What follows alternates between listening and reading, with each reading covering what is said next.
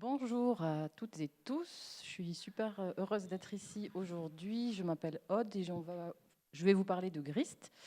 Donc, je travaille pour l'ANCT, qui est l'Agence nationale de cohésion des territoires. C'est une agence qui accompagne les collectivités territoriales sur leurs projets de territoire. Et en particulier, je fais partie d'une structure qui s'appelle l'incubateur des territoires, qui est un incubateur de projets au sein de l'ANCT, qui fait émerger des projets d'accompagnement à la transformation numérique des collectivités et des groupements de collectivités. Je ne suis pas toute seule ici de mon équipe. Il y a Florent et Grégoire juste devant, là, qui sont développeurs et qui travaillent aussi sur GRIST et qui vont me rejoindre pour les questions. On va faire un petit voyage de la naissance de GRIST, qui est né aux États-Unis, vers la naissance de GRIST dans l'administration française et dans les collectivités territoriales. Et puis, en essayant de vous expliquer ce qu'est GRIST, est-ce que parmi vous, il y a des gens qui connaissent GRIST, qui utilisent GRIST? Ok, ça marche. Bon, ben, c'est parfait parce que la présentation est assez basique. On revient un peu sur les fondamentaux de GRIST. Donc, GRIST est né dans l'esprit de Dmitri, qui est un ingénieur informaticien qui est diplômé d'Harvard et qui est ukrainien, qui a grandi en Ukraine et qui habite aux États-Unis et qui travaillait chez Google. Il travaillait chez Google sur Google Sheet, au balbutiement de Google Sheet, et il a lancé, pendant qu'il travaillait chez Google, une association qui s'appelle toujours, je ne vais pas le dire en anglais parce que mon accent est calamiteux, mais c'est une association de mathématiques pour aider les étudiants avec les maths. Et donc, il avait mis en place un processus d'enregistrement d'étudiants avec Google Forms et Google Sheet. Ça marchait très bien. Le problème est apparu quand le projet a commencé à grossir. Ils se sont retrouvés avec plein d'onglets dans leur Google Sheet. L'information était difficile à retrouver. Il y avait beaucoup d'utilisateurs et d'utilisatrices qui étaient dessus. C'était compliqué. Donc, ils ont décidé de faire une application web, une application Django. En fait, ils ont mis plusieurs mois et même plusieurs années à la construire. Enfin, c'est Dimitri qui la construisait. Et le problème qui s'est produit avec l'application web, c'est que c'était laborieux de créer toujours de nouvelles fonctionnalités, notamment des fonctionnalités de recherche, de filtres qu'on peut avoir dans des logiciels d'administration de bases de données, qu'ils devaient ajouter à l'application. Ça prenait du temps et finalement, la souplesse et la flexibilité d'un Google Sheet avait été perdue. Donc, il s'est dit pourquoi ne pas utiliser le meilleur des deux mondes et créer un tableur qui soit aussi une base de données. Donc, avoir les avantages de la base de données structurée avec la souplesse du tableur. Alors, il avait une autre idée en tête, c'était de construire un logiciel de confiance, donc Software We Can Trust. Il était donc chez Google qui avait pour devise à la base Don't be evil, et il voulait garder, lui c'était son esprit, et donc il voulait construire un logiciel, à la fois de confiance pour les bugs, mais surtout pour la sécurité. C'était peu après le scandale de la NSA aussi aux États-Unis, de la surveillance de masse, et donc il se disait j'ai pas trop envie d'utiliser le cloud. Si j'utilise le cloud, il faudrait que ce soit avec du chiffrement de bout en bout. Voilà, il se questionnait pas mal là-dessus. En tout cas, il voulait construire un outil qui soit open source et qui soit sécurisé. Il a commencé du coup avec un logiciel de bureau. GRIST à la base, c'était pas sur le cloud, c'était pas un site web, c'était un logiciel de bureau qui ressemblait à ça. Ça, c'est un exemple d'utilisation de GRIST à ses débuts, parce qu'il voulait aussi pas créer un logiciel métier spécifique, il voulait que ce tableur collaboratif / base de données puisse servir à créer n'importe quel type d'outil métier. Et donc, il a créé cet outil-là, qui en fait ressemble énormément à ce qu'est GRIST aujourd'hui. On voit que... Alors, je vais prendre ma petite souris. On voit en fait en bas ici qu'on a des onglets qui s'appellent aujourd'hui des pages dans GRIST, qui permettent, comme quand on va construire un site internet avec des pages, et à l'intérieur des pages, on affiche des vues à l'utilisateur, des vues de la donnée, selon ce qu'on veut montrer à l'utilisateur final. Il a créé donc un outil qui permet de faire des pages, et à l'intérieur, on ajoute des vues. On voit ici une vue basique, qui est une vue de type table. Ici, en haut à droite, on voit une vue de type fiche, ça s'appelle card en anglais, ça existe toujours sur GRIST. Cette vue-là, elle permet de voir une seule ligne de la table sous-jacente. Donc ici, on voit une seule entreprise. Cet exemple-là, c'est un exemple de CRM. Donc c'est une base de contacts et on veut enregistrer les interactions avec ces contacts. On voit en bas à droite une vue toujours de type table, mais la donnée sous-jacente ne vient pas de la même source. Là, on est sur des interactions. Donc, on va enregistrer à une certaine date le type d'interaction qu'on a eu avec un client et on prend des notes. Donc, ça, c'est la colonne notes dans cette vue-là. Le gros atout de Grist, c'est de pouvoir faire des liens entre ces vues. Donc, ici, en fait, cette vue de contact, cette vue table de contact, quand on place son curseur sur une ligne de la vue, c'est lié, c'est un sélecteur pour les deux autres vues. Donc vous voyez qu'ici, on est sur la première ligne, la compagnie Sporer. Dans la vue carte, la vue fiche, elle affiche l'information de cette ligne-là et les interactions qui sont liées à cette entreprise-là uniquement. Donc quand on va balayer les contacts de la première table, ça va nous donner les informations correspondantes dans les deux autres vues. On voit aussi qu'il y a des fonctionnalités qu'il a mises en place directement, de tri, de filtre, de widget. Alors le widget, c'est le nom anglais de la vue, mais c'est la même chose. On peut faire aussi de la recherche. Donc ça, c'était l'outil de base. Et là, une image avec des flèches à l'époque, les flèches n'existent plus, mais qui permettaient de faire les associations entre les différentes vues, de relier des vues. Comment les vues sont reliées? Alors pour les deux vues de contact, c'est simple, puisque c'est la même table sous-jacente, c'est une table de contact. Mais pour la vue d'interaction, c'est qu'ici, on ne voit pas que chaque interaction correspond à une entreprise. Donc il y a une colonne entreprise dans la table des interactions. Et cette colonne-là est en fait, au lieu d'entrer la valeur brute, une valeur brute à la main avec le nom de l'entreprise, on va créer une référence. Dans la table source, cette colonne entreprise est une référence vers la table des contacts. Et cette notion de référence, elle est centrale dans Grist, parce que Grist, c'est du coup avant tout une base de données relationnelle. Et donc, on va faire des liens entre les tables. Ça évite de dupliquer la donnée. Ça permet d'avoir des bases de données normalisées. Puis une facilité aussi de remplissage, puisque quand on va ajouter, par exemple, un nouveau contact une nouvelle ligne dans notre table d'interaction, on va sélectionner un contact qui existe déjà. On peut aussi, depuis la table d'interaction, ajouter un nouveau contact qui va automatiquement s'ajouter à la table des contacts. Enfin, c'est toute la puissance d'une base de données relationnelle avec l'usage d'un tableur collaboratif. Et même plus, puisqu'on ajoute des vues, on crée en fait un véritable outil métier sans avoir à coder. Donc ça, c'est Grist aujourd'hui. Là, on est sur l'instance de Grist Labs. Donc Grist Labs, c'est l'entreprise de Dimitri. L'instance de Grist Labs, c'est docs.getgrist.com. Donc tout à l'heure, c'était en 2014, la première version de l'outil.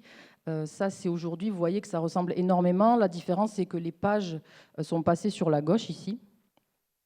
Et on a toujours ce système de vue et le panneau latéral droit qu'on appelle panneau de création qui va permettre de faire de la configuration des vues ou des tables ou des colonnes. Pardon.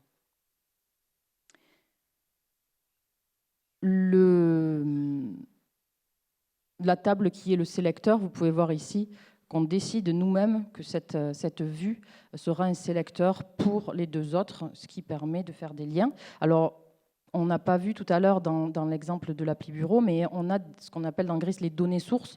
C'est là qu'on va vraiment visualiser notre base de données. On ne voit que les tables dans les données sources. Il n'y a pas de notion de vue. C'est vraiment notre entrepôt de données. Et c'est ça aussi qui est très fort, c'est qu'on a les tables qui vont contenir toutes les colonnes, alors que dans les vues, on va pouvoir masquer des colonnes, on va pouvoir mettre des couleurs, faire du style conditionnel. On va avoir des vues comme une fenêtre de la même donnée, des fenêtres sur la même donnée différentes. Si on ouvre la table des interactions, on voit ici qu'on trouve notre colonne de contact, qui est donc une référence vers la table des contacts. Et ça, c'est un point central dans Grist, ce système de référence. Et puis les autres colonnes, elles sont typées. C'est aussi une grosse différence avec les tableurs collaboratifs classiques, c'est de pouvoir typer la donnée, donc soit texte, date. On a aussi des types un petit peu particuliers, comme des choix. On va pouvoir choisir entre plusieurs valeurs qui sont en fait des textes dans une colonne, des valeurs qu'on définit nous-mêmes, évidemment. Quand on commence à créer donc un document Grist, là on a vu, c'était plutôt un modèle de document. On peut partir d'un modèle, mais on peut évidemment partir d'une page blanche. C'est par défaut le cas quand vous créez un nouveau document sur Grist. Vous partez d'une page blanche et vous allez créer vous-même vos pages, vos vues et alimenter les vues sont toujours basées sur des tables sous-jacentes qui sont votre base de données. Vous pouvez importer évidemment des données depuis Excel ou n'importe quel tableur pour construire votre outil métier. Et ça se fait super naturellement. Au final, on peut faire de la modélisation de sa base de données, mais ça devient vraiment facile et naturel avec Grist. C'est vraiment un outil qui est assez extraordinaire pour ça. Quand vous ajoutez des vues, vous avez le choix entre des vues natives que vous propose Grist, par exemple des tables, on l'a vu, la fiche qui permet d'afficher une occurrence d'une table, le formulaire qui est aussi un outil très pratique qu'on envoie par exemple à des personnes qui veulent s'inscrire à un événement et ça va alimenter directement notre table dans Grist. On peut faire du graphique évidemment. Et puis toute la force de Grist, c'est d'avoir la possibilité de choisir des vues personnalisées. Donc certaines sont proposées par Grist Labs, mais il y en a beaucoup qui sont créées par la communauté. Donc la communauté va développer ses propres vues selon des besoins qui émergent dans le métier de chacun, et on va pouvoir utiliser en tant que membre sur les instances de Grist, c'est les widgets de la communauté. Donc chaque instance de Grist peut proposer ses propres widgets.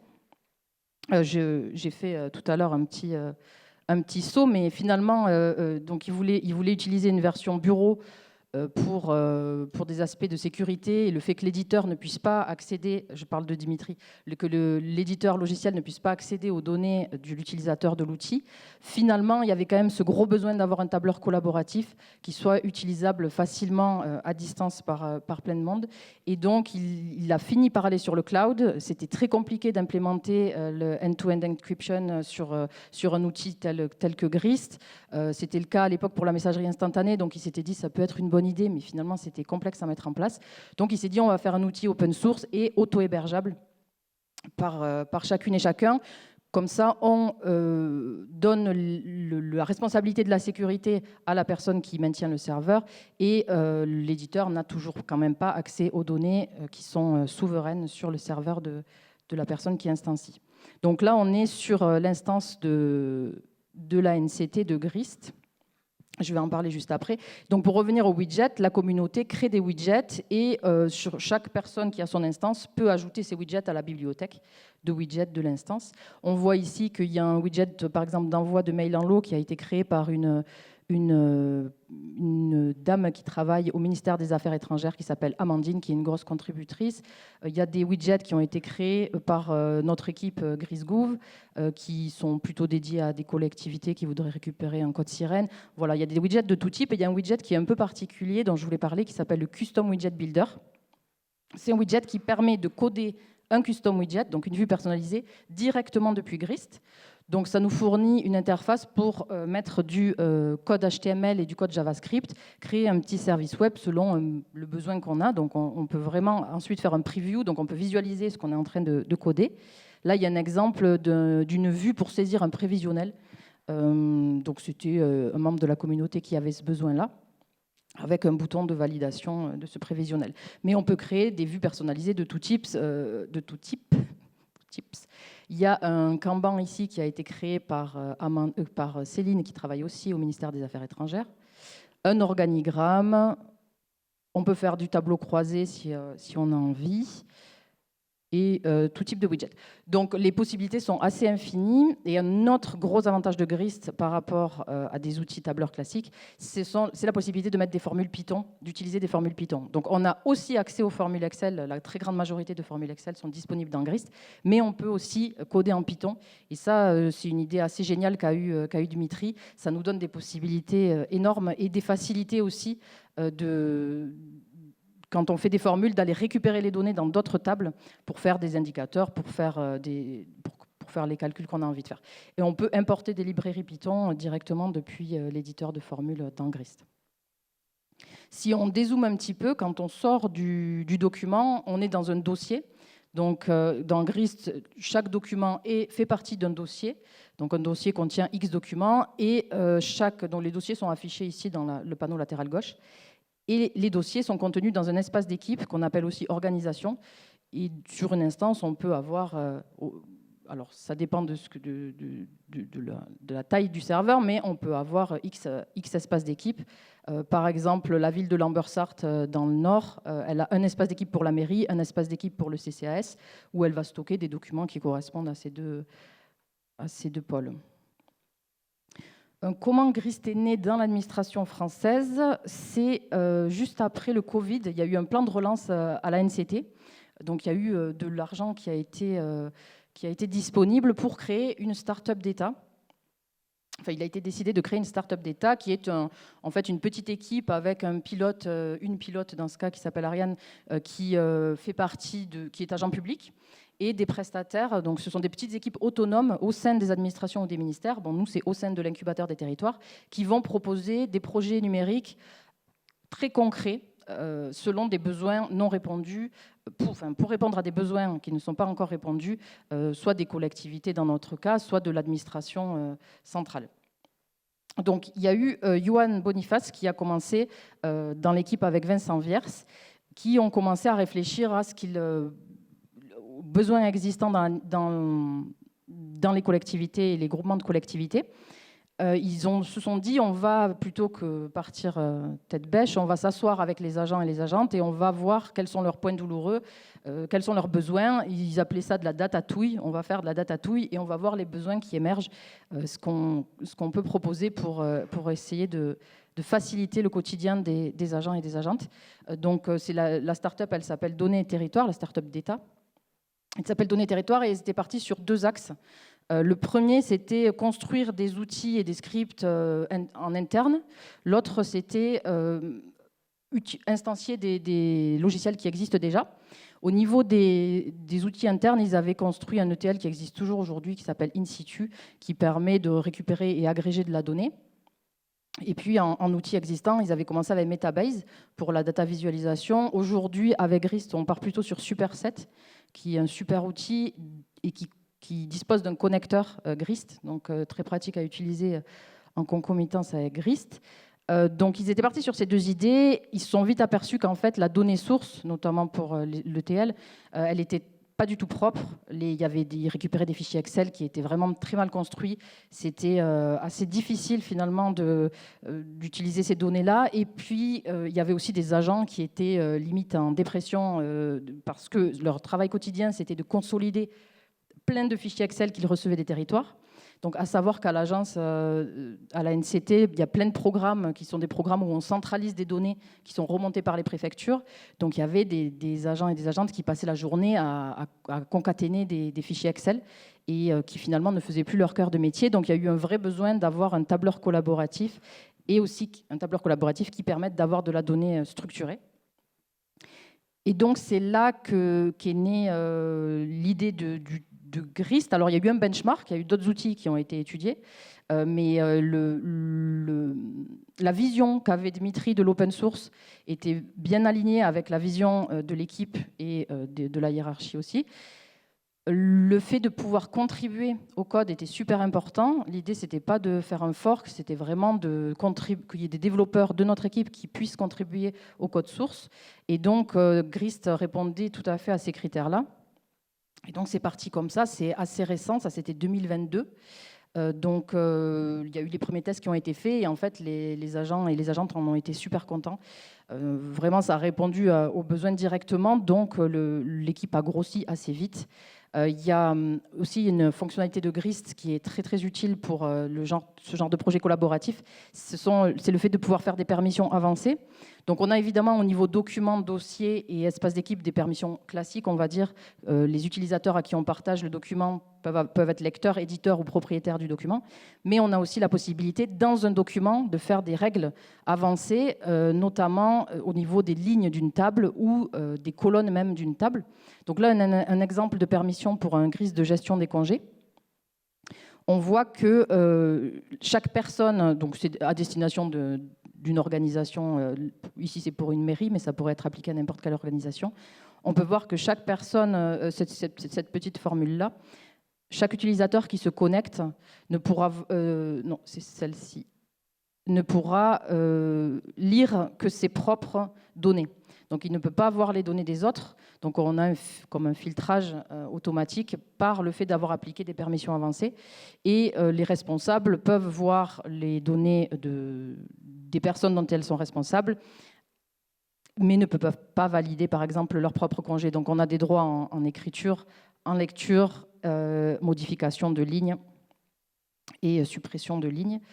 Donc ça, c'est quelque chose de très puissant. Ça s'applique sur des... Ici, on est sur des congés, donc ça va s'appliquer plutôt sur des rôles avec des responsabilités, mais ça peut aussi s'appliquer sur, par exemple, un réseau régional.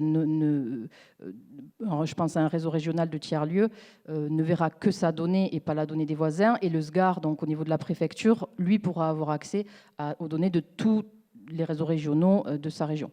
Donc ça, on peut combiner plein de règles d'accès différentes et ça rend l'outil vraiment ultra personnalisé. Donc gros atout par rapport au tableur classique qu'on connaît. Donc GRIST, et c'est parti super vite dans l'administration, c'est déployé super vite par du bouche à oreille en fait. Au début, il y avait beaucoup d'accompagnement. Des ateliers qui étaient faits avec les différents programmes, les différents responsables de programmes pour créer les outils. Puis finalement, les gens sont devenus autonomes. Et puis avec le bouche à oreille, il y a eu aussi un besoin de la part d'autres ministères, d'autres agences et d'autres ministères qui voulaient aussi utiliser GRIST. Donc au début, l'accès leur a été donné sur l'instance de l'ANCT, puis c'est devenu très vite ingérable. Donc, une instance spécifique a été créée au niveau de la DINUM, donc la Direction interministérielle du numérique, au niveau de l'OPI de la DINUM. Et donc, aujourd'hui, on a 2 instances qu'on maintient au niveau de notre équipe GRISGouv. L'instance interministérielle DINUM, donc, qui est destinée aux ministères, préfectures, DDT, universités, académies. On a quelqu'un du CNRS dans la salle donc, qui utilise cette instance au quotidien. C'est l'instance la plus grosse. Sur les 2 instances, aujourd'hui, on est environ à 14 000 utilisateurs. Ça grossit assez vite. Il y a des ministères qui se sont créés leur propre instance, comme le ministère des Affaires étrangères. Ils ont commencé il y a 2 ans. Il y avait une personne dans le ministère sur les outils no-code. Et puis en fait, ça a répondu à tellement de besoins dans les différentes directions du ministère qu'aujourd'hui, ils sont 6. Donc ce n'est pas que sur GRIST, mais c'est quand même majoritairement GRIST. Et ils font aussi beaucoup de contributions niveau widget ou modèle disponible. Bon, on a l'instance de l'ANCT qui est destinée donc, aux agents et aux agents de l'ANCT, puis aux petites collectivités. Et pour les plus grosses collectivités, on leur propose de venir tester l'outil sur notre instance ANCT. Et ensuite, il faut qu'ils s'auto-hébergent. Donc, soit s'ils ont les ressources en interne, ils gèrent leur instance, soit ils passent par un prestataire. Il y a une liste de prestataires dispo sur Comptoir du Libre. Soit ils sont adhérents d'une OPSN, donc un opérateur public de services numériques, qui va leur fournir l'accès à l'instance. Aujourd'hui, il y a 2 grosses métropoles qui sont déjà gristeurs vraiment évangélistes. Non, le mot ne va pas, mais qui font beaucoup d'évangélisation de GRIST et qui le déploient au sein de leur métropole et qui font aussi beaucoup de contributions à la communauté. C'est la métropole de Lyon et la métropole de Strasbourg. Ils sont en train là de travailler sur une formation à GRIST dans un GRIST qui est très bien faite, donc on espère voir ça bientôt publié. Et le Centre de gestion des Hautes-Pyrénées, c'est un exemple d'OPSN, c'est plus près d'ici, qui propose GRIST aux collectivités adhérentes. On fait partie d'une suite d'outils plus large qui s'appelle la suite territoriale, qui est à destination des petites collectivités, qui propose différentes solutions numériques qui sont très utilisées. On est en train d'améliorer aussi la communication pour toucher un peu plus de monde. Et c'est le pendant de la suite numérique, côté DINUM, côté interministériel, qui propose aussi plein d'outils. Ce sont des outils qu'on utilise, nous, au quotidien dans l'équipe, qui sont vraiment super bien faits. On oublie complètement qu'il existait Google, la suite Google. Enfin, on n'a plus envie, en tout cas, de l'utiliser. Au niveau de l'équipe, donc, on est à cheval sur l'ANCT et sur la DINUM. Je voulais mentionner Grégoire et Florent qui sont ici, qui contribuent au code et qui contribuent aux nouvelles fonctionnalités, à la maintenance, et Jaime qui s'occupe de la communauté. Donc on anime non seulement la communauté des agents publics, mais aussi la communauté francophone. Donc on a un forum notamment qui est super bienveillant et super actif, où on discute aussi avec des associations, des entreprises, des startups, et aussi elles qui discutent avec nous beaucoup. Et donc, oui, je voulais parler aussi de Emmanuel, qui travaille sur l'accessibilité Sur tous les outils de la suite, on essaie de faire un gros travail d'amélioration de l'accessibilité. Donc là, Grist, il y a plein de progrès qui ont été faits au niveau de la navigation clavier, des nouveaux raccourcis aussi. Et là, l'idée, c'est de vraiment aller plus loin au niveau des outils d'assistance, comme la commande vocale, la synthèse vocale. Le but, c'est que Grist devienne le tableur collaboratif le plus accessible du monde. Et on est en bonne passe d'y arriver. Je voulais juste dire, enlever un peu ma casquette ANCT pour vous dire que Emmanuel vient de, je mets ma casquette indépendante, donc je parle en mon nom, Emmanuel vient de sortir une formation à destination des développeurs web sur l'accessibilité spécifiquement. Donc c'est vrai que c'est un sujet qu'on oublie beaucoup et qui est parfois mal compris. Et donc c'est une petite formation en ligne qui va être super. Je remets ma casquette ANCT, on va parler un peu de cas d'usage.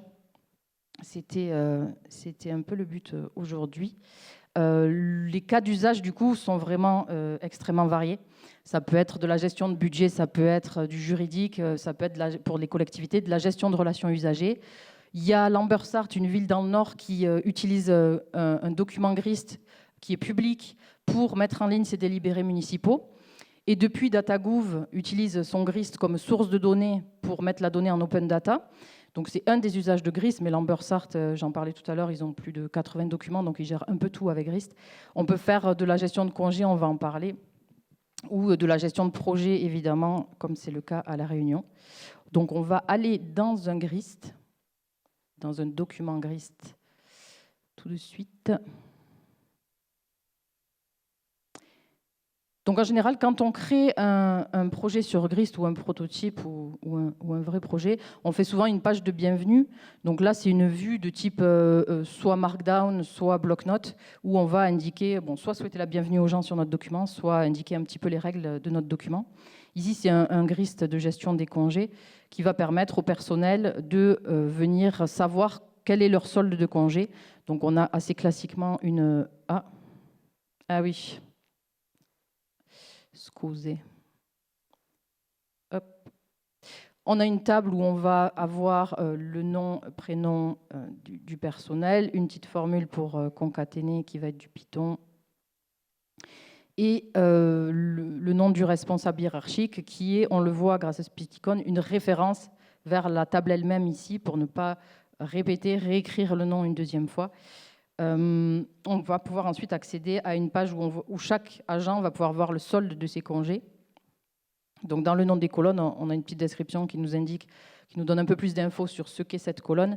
Ce nombre de congés, c'est une formule Python qui va aller chercher dans d'autres tables les infos nécessaires pour calculer le solde. Il y a des fonctions qui sont spécifiques Grist, qu'on appelle des lookup, lookup one ou lookup record, qui sont un peu l'équivalent des lookups sur Excel, qui vont nous permettre de faire des recherches, récupérer l'info dans d'autres tables, sans avoir à récupérer toutes les lignes de l'autre table. Donc on va spécifier des filtres quand on fait notre recherche. Par exemple, ici, on recherche les demandes de congé de cet agent précis qui ont un statut validé et qui sont de type congé annuel. Ah oui, merci. C'est gentil de me prévenir. Hop. Donc c'était ça que je montrais, les petits lookups qui sont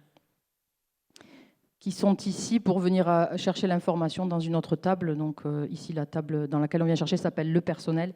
On vient chercher ici un lookup one, ça récupère une ligne dans notre table. On vient chercher les informations pour l'agent de la ligne courante. Et on a une notation par point qui vient nous permettre de récupérer les données d'une colonne spécifique dans l'autre table. Donc ça, c'est très puissant dans Grist. Vraiment, le fait de pouvoir utiliser des formules Python et avec ces lookups, ça rend l'utilisation super pratique.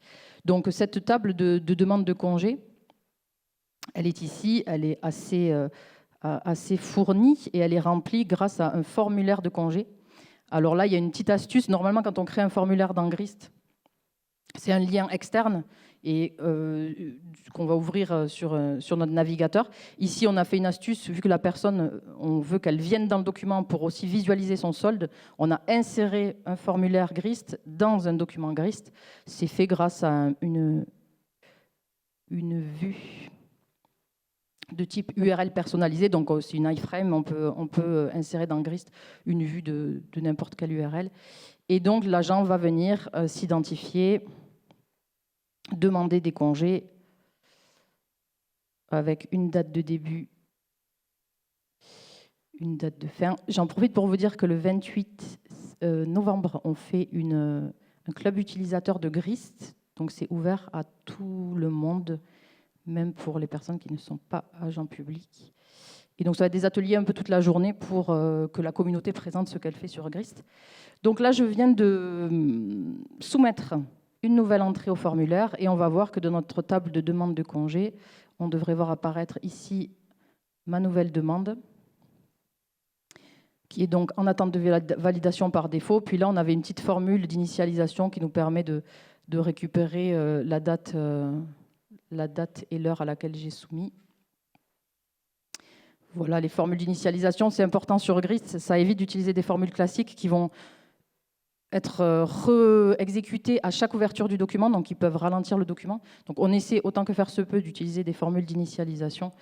On peut voir ici, dans cette colonne du service, on n'a pas réécrit le service encore une fois. Ce service, on l'a récupéré de la table existante. Et ça, c'est possible parce qu'on avait créé une référence. Et une référence, ça pointe vers toute la ligne de la table référencée. Et on peut très facilement, comme ça, récupérer d'autres données depuis la table courante, les données de la table référencée. Et donc là, on a la table globale, mais on se crée des pages. Ici, ce sont des pages qui ont été déplacées dans une page mère, donc c'est un peu un système de sous-pages. On va se créer des pages avec des vues filtrées selon ce qu'on a besoin de voir au jour le jour. Donc on se crée notre vrai tableau de bord. Donc on a ici une vue de la même table source, mais juste qui a été filtrée sur le statut. On est sur un statut en attente de validation. On fait pareil pour les demandes validées, les demandes refusées, etc. Et donc on crée un véritable tableau de bord et ça, c'est rapide à faire. Bon là, le prototype de congé, il est quand même assez poussé parce que le métier veut que la gestion des congés, c'est pas simple. Mais on peut se créer des outils métiers hyper rapidement, facilement, et avec ces relations, avoir une base de données qui est structurée. Donc après, je ne vous montre pas, mais c'est le même système pour les heures sup. On peut mettre une vue de type calendrier pour observer les congés des gens. Et puis, une petite page de documentation si on a envie. Donc ce prototype, il est en test avec 15 collectivités en France. Il a été testé, il est utilisé au quotidien par 2 collectivités, 2 communes, ce qui leur fait gagner un temps fou et leur évite aussi de payer un outil propriétaire. On a d'autres cas d'usage qui sont en test aussi, gestion des clés notamment, et qui peuvent être appliqués à d'autres cas. Donc gestion des clés, c'est pour une commune qui s'appelle Semem, qui a 800 habitants, et où la secrétaire de mairie doit gérer une boîte à clés où il y a 160 clés. C'est hyper pénible. Elle a un cahier d'emprunt où les gens viennent noter leur nom, leur mail, ils oublient la moitié des infos. Elle doit relire toute la moitié du cahier pour retrouver la dernière personne qui avait emprunté, qui n'est pas venue rendre la clé. Et donc, elle voulait un système plus pratique pour gérer ses clés. C'est un système qui peut s'appliquer à d'autres types à tout type d'emprunt ou d'inventaire. Ça peut être de la flotte de véhicules, ça peut être des livres. Ça peut être vraiment adapté au cas. Puis on a un cas de gestion des clés où la secrétaire de mairie a 2 boîtes à clés. Donc on a adapté un peu l'outil pour ça. C'est ça qui est super avec Grist aussi. On part d'un modèle et puis on adapte selon son cas. Et au cours du temps aussi, l'outil peut être personnalisé. Ce qui n'est pas le cas quand on paye un prestataire ou qu'on passe par une société de conseil où on est verrouillé, où on doit payer pour de la maintenance. L'outil devient rigide. Là, on est vraiment sur un outil qui est évolutif. Donc les clés, pour vous montrer à quoi ça ressemble. Bon, petite page de bienvenue. On a, la secrétaire de mairie va mettre à disposition une tablette dans son local, enfin dans son bureau. Elle va mettre cette tablette à disposition soit des habitants qui veulent emprunter des clés, soit des agents et des agentes de la mairie. Et il y a un petit formulaire sur cette tablette. Ah mince, je vois pas le bout. Bon, c'est pas grave, mais ce formulaire, ici, il y a un bouton qu'on ne voit pas, mais qui permet d'ouvrir le formulaire dans une nouvelle page. C'est pareil que tout à l'heure, on soumet, on peut regarder quelles clés sont disponibles. Et puis on va dire son nom et la clé qu'on emprunte, si on emprunte ou qu'on retourne la clé d'ailleurs. Une fois qu'on a soumis le formulaire, ça remplit une table d'emprunt avec le nom de la personne, l'identifiant, la description de la clé qui a été empruntée. Et on a une... Ah. J'ai plus mes clés. Ah. J'ai un filtre peut-être? Ah oui. Donc, si on affiche toutes les clés disponibles, on a ici notre inventaire des 160 clés. Elles font toutes partie d'une catégorie. Il y a des clés de la mairie, la salle polyvalente, le musée, cimetière, etc. On a un nombre de jeux de clés par clé. Enfin, par clé. Et on a un statut de clé. Pour définir le statut, c'est pareil, c'est une petite formule Python qui va compter si le nombre d'emprunts de fois où la clé a été empruntée moins le nombre de fois où la clé a été retournée est inférieur au nombre de jeux de clés, mais il reste un jeu disponible. Sinon, il n'y a plus de clé disponible. Et on voit en fait pour chaque occurrence de cette table de clés l'historique des emprunts qui ont été faits. Alors, elle voulait aussi la possibilité de voir en un coup d'œil la disponibilité des clés par catégorie. Donc, on a juste créé des vues, toujours des vues de la même table source, mais juste filtrées par catégorie, ce qui permet d'avoir une vue directe sur toutes les clés.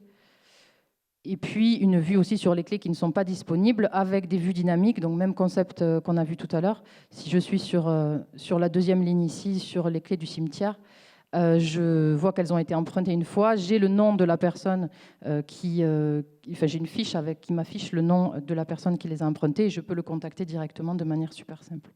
Donc ça, c'est un cas d'usage qui marche très bien. Elle en est très contente. Elle gagne un temps fou. C'est encore un petit peu un cas où c'était beaucoup de perte de temps et d'impossibilité de se concentrer sur son cœur de métier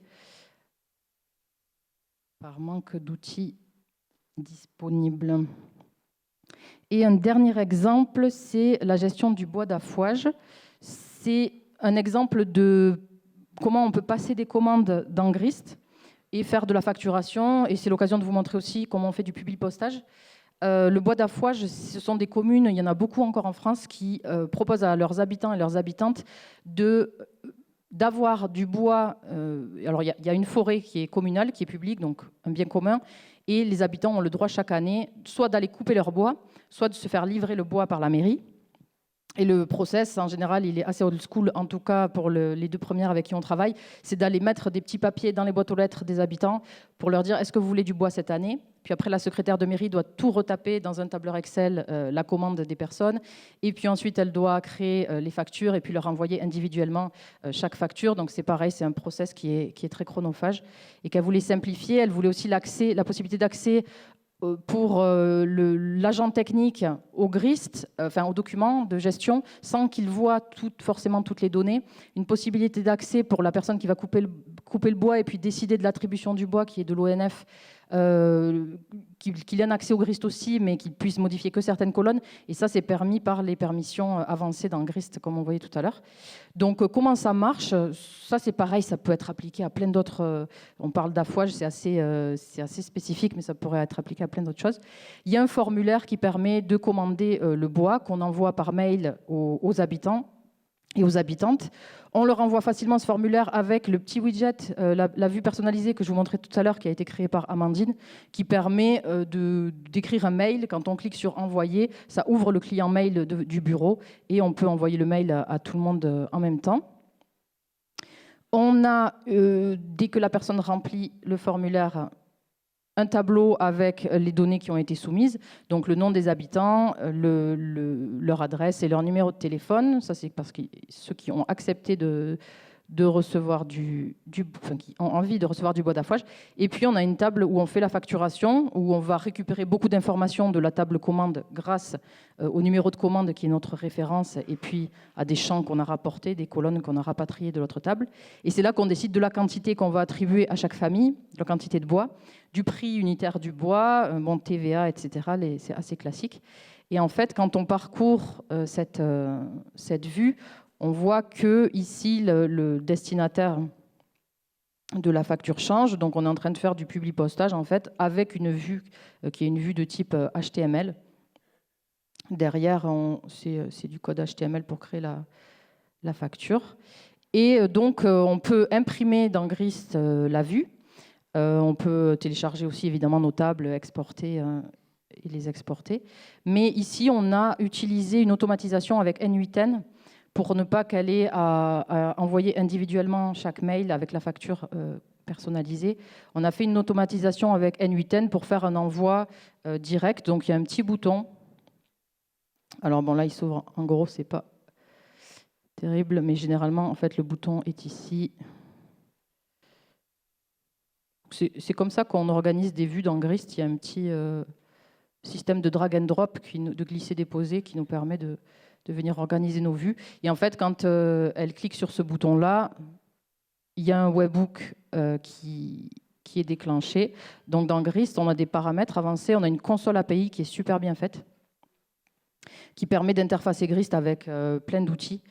Et ça, c'est vraiment top. On vient de sortir une nouvelle fonctionnalité de compte de service. Donc, on va avoir des clés API qui étaient pour l'instant spécifiques à l'utilisateur, qui seront maintenant spécifiques à au champ qu'on décide. Je n'arrive plus à sortir de là. Ah oui.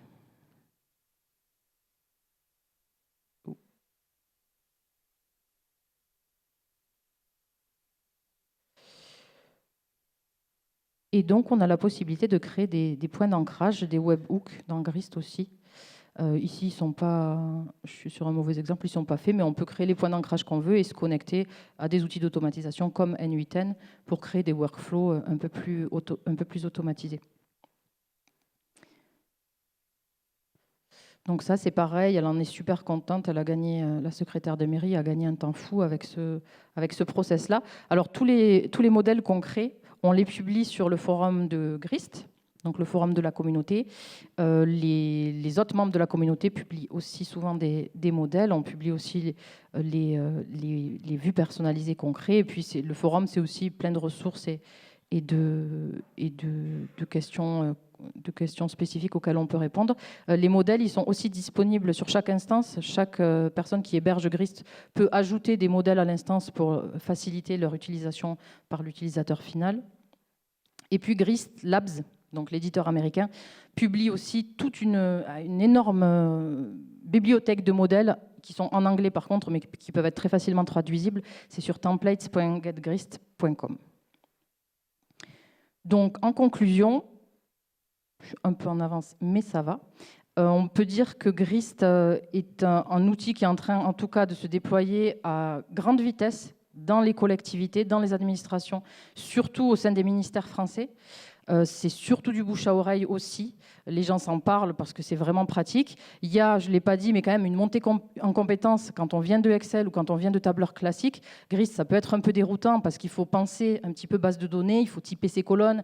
On ne peut pas mettre un total à la fin d'une colonne, dans une colonne numérique par exemple. On ne va pas pouvoir colorer une cellule individuelle d'une table. Voilà, il faut penser un petit peu base de données, mais une fois que cette marche-là, elle est passée, et on fait un gros travail aussi au niveau de la formation, ça va être notre objectif 2026, peut-être faire une formation en ligne avancée, type un peu MOOC. Il y a des dynamiques aussi qui se créent. Je le disais, la métropole de Lyon et l'Eurométropole de Strasbourg sortent un outil de formation. Il y a aussi le rectorat de Toulouse, qui s'est complètement emparé du sujet Grist, qui vont faire une petite formation sur magistère et des formations aussi en présentiel. Et donc, voilà, il y a une dynamique qui se crée. La communauté, elle est en fait autonome. Et le but, c'est qu'il y ait un maximum d'instances, que les gens s'auto-hébergent et que finalement, il n'y ait pas une centralisation au niveau de cette instance d'Inum de tous les projets de l'administration. Au niveau des liens, je vous ai mis des liens vers la documentation, vers le SaaS de Grist Labs et aussi vers le produit Grist. Il y a toutes les informations aussi du prix au niveau de l'auto-hébergement parce qu'il y a une version communautaire, il y a une version entreprise. Et puis, on peut se retrouver sur Chap. On a une chaîne Peertube aussi où on rediffuse nos webinaires. Et on a des sites internet que vous pouvez consulter si vous voulez. Je vous remercie beaucoup de votre écoute. Je vais inviter Grégoire et Florent à me rejoindre pour les questions. Et...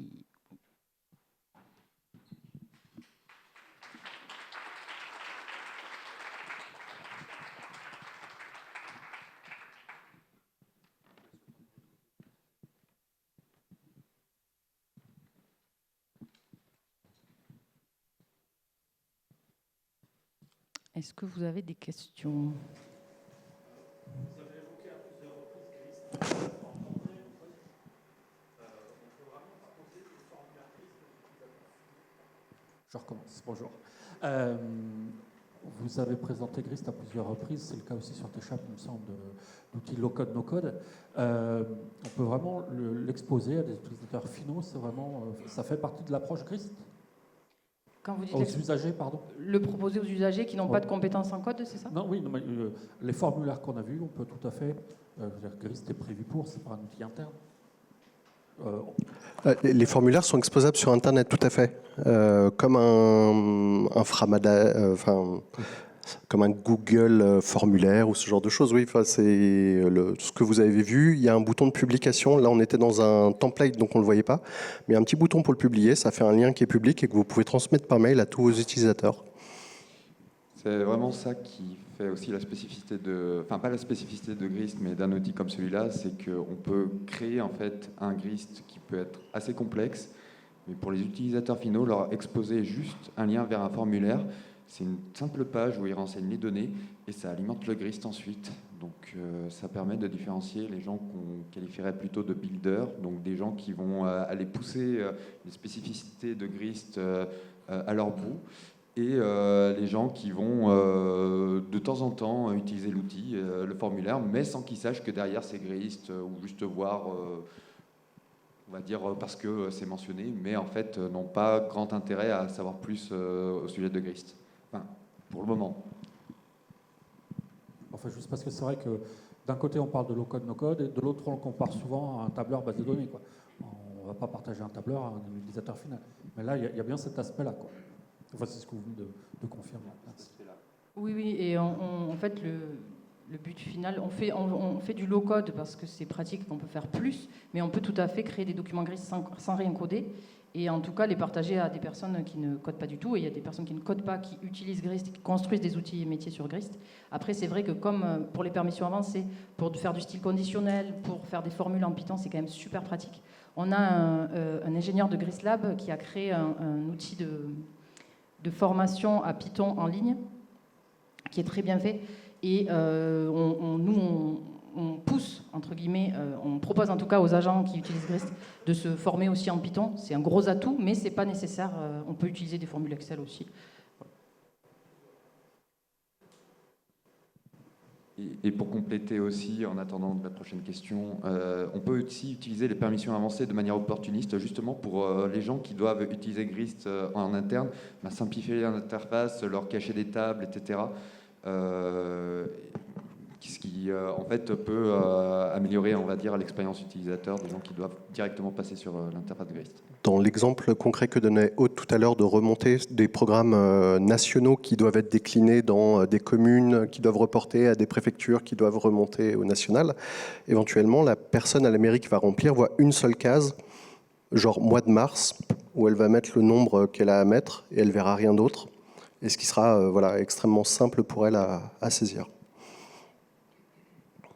Bonjour. Moi, je voulais savoir si on pouvait mettre tout type de données dans le tableur, comme dans Excel, par exemple, des images, des trucs comme ça. Alors oui, il y a une possibilité d'ajouter des pièces jointes dans Grist. Donc il y a une colonne on peut typer toute colonne comme pièce jointe, et on peut y attacher une image notamment. Et maintenant, c'est aussi disponible dans les formulaires. Donc dans les formulaires aussi, on peut proposer aux utilisateurs d'ajouter une pièce jointe qui sera ajoutée immédiatement dans la table sous-jacente. Je crois qu'un des rares types de données supportés par Excel qui n'est pas supporté par Grist, c'est les matrices à 3 dimensions. Voilà, si vraiment vous voulez aller jusqu'au bout. Bonjour, je suis là. Merci pour cette présentation, c'était intéressant. J'ai plein de questions sur plein de sujets. On parlait de format de données, je me suis posé la question sur les données cartographique? Est-ce qu'on peut faire de la visualisation carto avec les données? Mais a priori, oui, j'ai regardé un peu en même temps. J'avais surtout une question sur la sécurité des données. Et là, par exemple, vous nous avez montré un truc sur le bois d'Afoua, c'est un modèle, mais ça veut dire que dans la mairie, ils vont dupliquer la liste de tous les citoyens, par exemple de la mairie, et ils vont mettre ça dans Grist, et ça va être dupliqué quelque part. Et en fait, comment on gère la redondance des données entre Grist, entre plusieurs bases Grist, par exemple? Comment on évite que ça se perde, que ça se décorrèle, etc. Alors, on a eu le cas, typiquement à la NCT, où une mairie voulait agréger tous ces documents de toutes ces tables pour arrêter de s'embêter. Et en fait, on leur a expliqué qu'ils n'avaient pas le droit et qu'on les a redirigés vers la CNIL pour qu'on leur réexplique qu'ils n'ont pas le droit d'agréger des données qui ne sont pas légitimement croisables.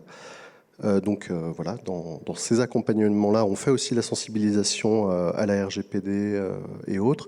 Et pour la question sur la cartographie, je vous invite à venir à l'atelier demain après-midi et vous verrez que oui, on peut faire très facilement de la visualisation géographique.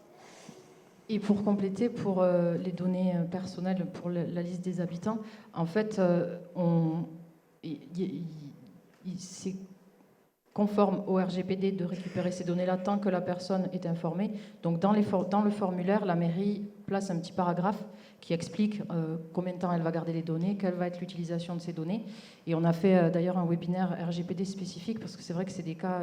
alors bon, les données sensibles, Grist, selon nos conditions générales d'utilisation, ne couvre pas le stockage de données sensibles, mais pour les données personnelles, ça va être du coup au cas par cas.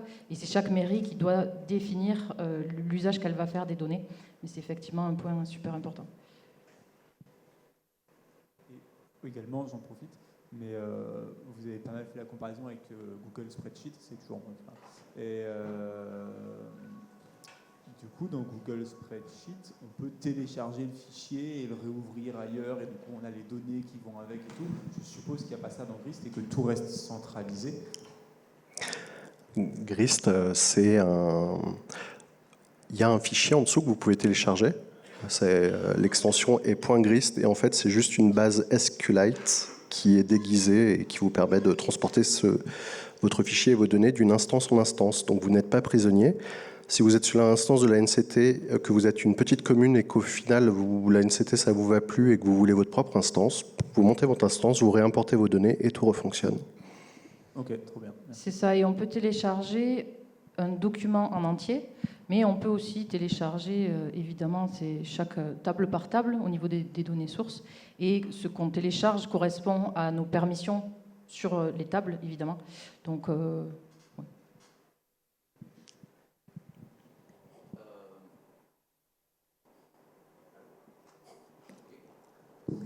Ah, ça y est. Bonjour, enfin, bonsoir.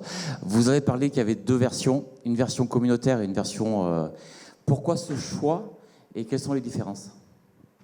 Alors, ce n'est pas notre choix, c'est celui de l'éditeur historiquement. Pourquoi ce choix ? Pour arriver à trouver un modèle économique et à monétiser, parce que malheureusement, le libre, ça a beau être gratuit, on peut l'utiliser. La boîte qui fait ça et qui dépense à peu près 2 millions par an pour payer des gens pour le faire, comment elle vit si personne donne de l'argent ou contribue. Et voilà, leur tentative de monétisation passe par cette version entreprise.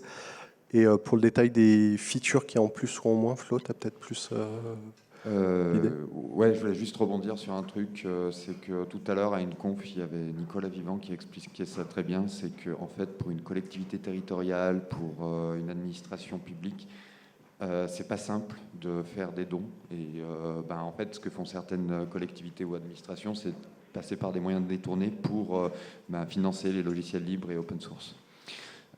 Sur les fonctionnalités qu'on retrouve dans la version entreprise, j'en fais pas la promotion, mais je les donne à un titre d'information. On retrouve notamment les notifications, c'est-à-dire quand vous invitez quelqu'un, il n'y a pas de connexion dans la version communautaire avec un serveur mail. La version entreprise le permet. Il y a une page qui permet de visualiser un peu plus facilement vos audits de sécurité, à mon sens, qui le présente plus joliment que si vous allez dans un Grafana ou autre pour voir qui s'est logué à quelle heure et qui a fait quoi. Oui, c'est l'interface admin, bon, où on peut gérer plus facilement les utilisateurs de l'instance, ce qui n'est pas forcément facile dans la version communautaire. Et là, pour l'auto-hébergement, dans la version, ils ont sorti une version intermédiaire qui s'appelle Enterprise Lite. Et donc, dans la version communautaire, a priori, on peut plus avoir qu'un seul espace d'équipe. Donc, on n'a qu'un niveau d'arborescence finalement avec les dossiers. Et c'est dans cette Enterprise Lite qu'on accède à la possibilité de faire plusieurs espaces d'équipe. Et puis après, il y a la version entreprise où il y a aussi du support qui est donné avec. Nous, en tant que représentants de l'État, on pousse aussi les collectivités qui s'auto-hébergent à prendre évidemment la version entreprise pour soutenir l'éditeur. La DINUM, elle contribue, en plus des développeurs, des personnes qui travaillent sur l'UX, l'accessibilité, elle a donné de l'argent aussi à Grist Labs, mais c'est vrai que c'est une vraie question du modèle économique de Grist Labs. Il y a du coup du code qui est fermé, c'est le code qui est sur la version entreprise. Et je crois qu'on a dépassé le temps. Et donc, Dernière question, c'est ça ? ouais, s'il y en a ou pas. Oui, bonsoir. Vous avez dit que c'était utilisé à la Réunion sur du suivi de projet. J'aimerais bien que vous développiez un petit peu, savoir comment c'était utilisé et savoir si éventuellement on pouvait avoir accès à un modèle pour pouvoir le reproduire. Alors, je n'ai pas énormément d'informations dessus parce que je n'ai pas travaillé directement dessus. Ce que je sais, c'est que c'est un réseau régional de tiers-lieux qui l'utilise. Je pourrais vous mettre un lien, si vous voulez, avec la personne. Je ne crois pas qu'ils aient fait de modèle sur cet outil de suivi. Désolée, je n'ai pas vraiment d'infos là-dessus. Ça a l'air de pousser à la porte. On vous remercie pour votre écoute et n'hésitez pas à passer à l'atelier de découverte demain après-midi. Merci beaucoup.